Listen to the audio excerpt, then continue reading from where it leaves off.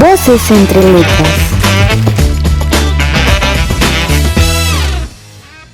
Sean bienvenidos a Voces entre letras, el espacio donde la literatura y la vida se cruzan. Este programa es conducido por Steven Eche, Adriana Ruiz y por supuesto quien les habla, Cintia Merino. Somos estudiantes del quinto año de secundaria de la IE Lobitos.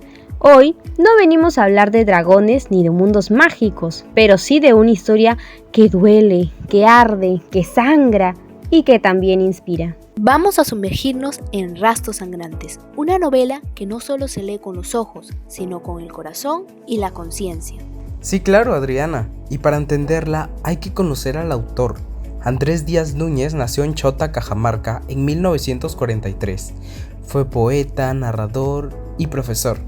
Pero más que eso, fue un testigo incómodo de un Perú que prefería mirar a otro lado.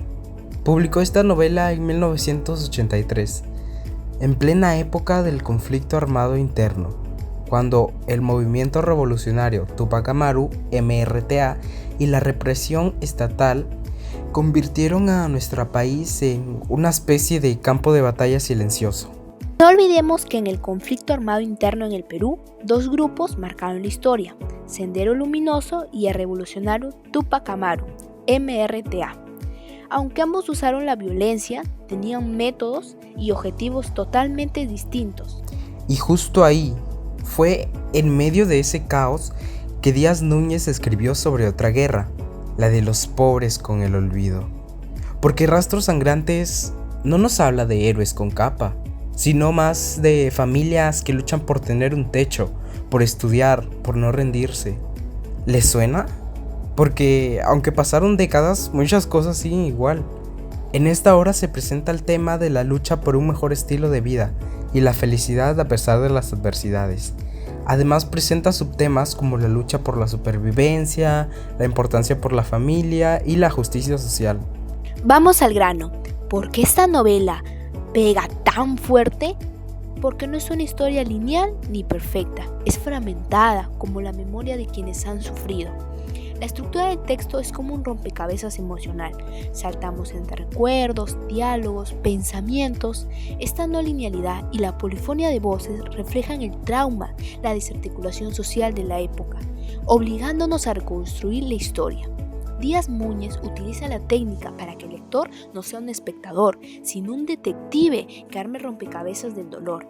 Y esto no es casual. Díaz Núñez quiere que sintamos el caos, la confusión, la rabia. Quiere que no lo leamos cómodos. Exacto, y el lenguaje, es directo pero poético. Díaz Núñez logra una prosa visceral y sensorial que te sumerge en la experiencia de los personajes. Él no solo te cuenta lo que pasa, sino que te hace sentir la historia con todos tus sentidos. Usa palabras fuertes y descripciones realistas que te pegan, que te hacen oler el basural, escuchar los gritos y sobre todo sentir el dolor físico y emocional de los personajes. Esta crudeza, combinada con la poesía, como cuando dice, ordeñaban lágrimas de nuestros ojos, genera una conexión profunda y empática, que nos involucra directamente en la autenticidad de sus vivencias. La esperanza eran dos mariposas que no cesaban de mover sus alas. No es solo bonito, es una forma de resistir desde la palabra. Como diría Arguedas en El Sexto, la cárcel no mata el alma si uno canta por dentro. ¡Qué buena conexión! Porque sí, esta novela conversa con otras, como con El Sexto de José María Arguedas, con En octubre no hay milagros de Reynoso, con Los ríos profundos. En todas estas nos muestran una especie de Perú fragmentado. Claro, Steven, un Perú fragmentado por causas profundas como la desigualdad socioeconómica, el abandono estatal y la discriminación, que sufren algunos sectores más vulnerables. Estas causas llevan a las consecuencias devastadoras como la desintegración familiar, la violencia y la pérdida de cordura. Grimaldino, el protagonista, es como una especie de Rocky andino. Lo golpean, lo encarcelan, lo enloquecen, pero sigue. Y eso en un país donde la pobreza a veces parece delito, es un acto de rebeldía. Y ojo con el título, Rastros Sangrantes. No es solo sangre literal, son las huellas que deja la injusticia. Para los adultos puede recordar los años del terrorismo.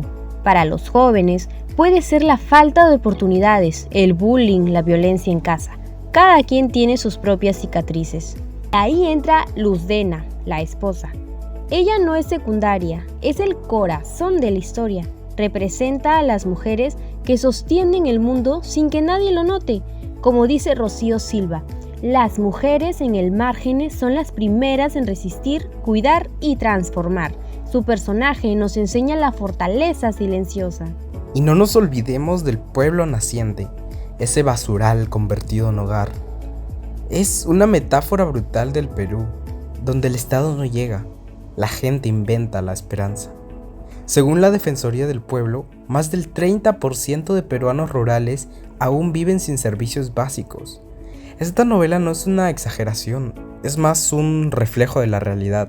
Lamentablemente, muchas de estas causas y consecuencias que vive Grimaldino, como la persistente desigualdad social, la falta de acceso a la injusticia o a la informalidad de los asentamientos humanos, siguen siendo rastros sangrantes en nuestra realidad actual aquí en Piura y en todo el Perú. ¿Cómo se manifiesta la desigualdad en el acceso a la educación en nuestra propia comunidad? Rastros Sangrantes no es solo una novela, es un grito, es un basta ya, disfrazado de literatura. Nos recuerda que detrás de cada estadística hay una historia y que la indiferencia también mata. Por eso, esta obra debería estar en todas las aulas, porque enseña más que gramática, nos enseña empatía, pensamiento crítico y ciudadanía, que puede conectarse con proyectos sobre derechos humanos, salud mental, historia reciente y sobre todo con nuestras propias vidas. Como dice Seligman, la resiliencia es la capacidad de reconstruirse, y esta novela es eso. Una lección de cómo seguir incluso cuando todo parece perdido. Leerla puede ayudarnos a entendernos mejor y a no rendirnos tan fácil. Y ahora te toca a ti, oyente. ¿Qué rastros sangrantes ves en tu barrio, en tu cole o en tu historia? ¿Qué puedes hacer para empezar a sanarlos? Porque para cambiar el mundo, debes empezar por mirarlo con otros ojos. Gracias por estar aquí en Voces Entre Letras. Nos reencontraremos pronto con más historias que nos mueven, nos cuestionan y nos inspiran a construir un Perú más justo, más humano y más nuestro.